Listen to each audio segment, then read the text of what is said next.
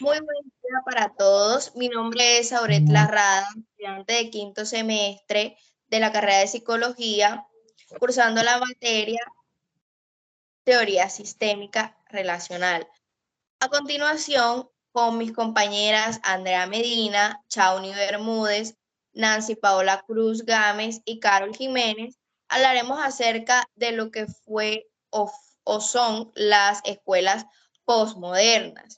Empezaremos desde el año 1923 hasta 1980. Esperamos que sea de su agrado. Ok, vamos a empezar hablando acerca del pionero James Haley, que nació en 1923 en Wyoming y murió en 2007 a los 84 años en California. Es considerado el padre fundador de la terapia breve familiar y terapia estratégica dentro del campo de la psicoterapia.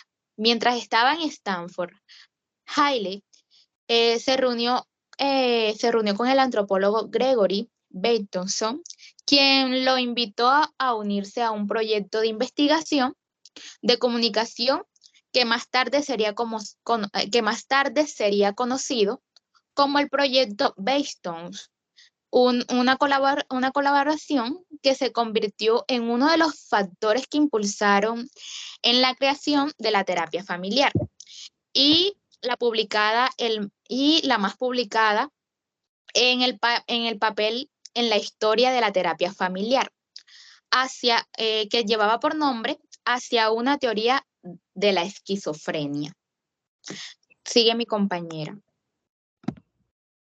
Bueno, pasamos a las escuelas posmodernas. En 1970, la posmodernidad puede referirse tanto al proceso de transformación cultural de la modernidad a partir de la década de 1970 y cuál especialmente en 1980, como los diferentes movimientos culturales, filosóficos, artistas de ese periodo, los cuales cuestionaban los paradigmas de la modernidad, así como su vigencia universal y temporal. Bueno, seguimos con los fundadores y sus aportes. Podemos decir que como las escuelas posmodernas se presentaron desde 1970, desde allí es que nacen estos fundadores. Sabemos que el principal fundador fue J. Douglas Haley. Es considerado pues el fundador de la terapia breve y familiar y de la terapia estratégica dentro del campo de la psicoterapia.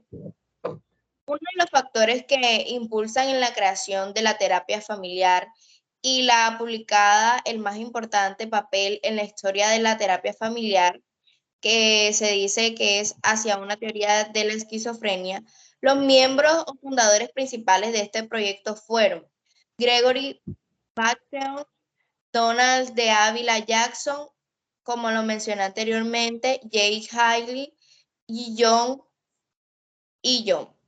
A través de la colaboración del autor Salvador Minuchin y de Braulio Montalvo, quienes influyeron en la evolución de la terapia familiar.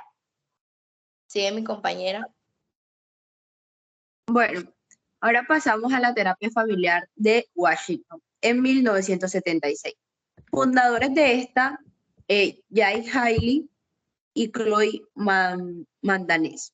Bueno, luego de esta terapia estratégica, ella fue evolucionando y surgió el Instituto de la Terapia Familiar de Washington, de Hay y Chloe, donde se toma el ciclo familiar de la vida.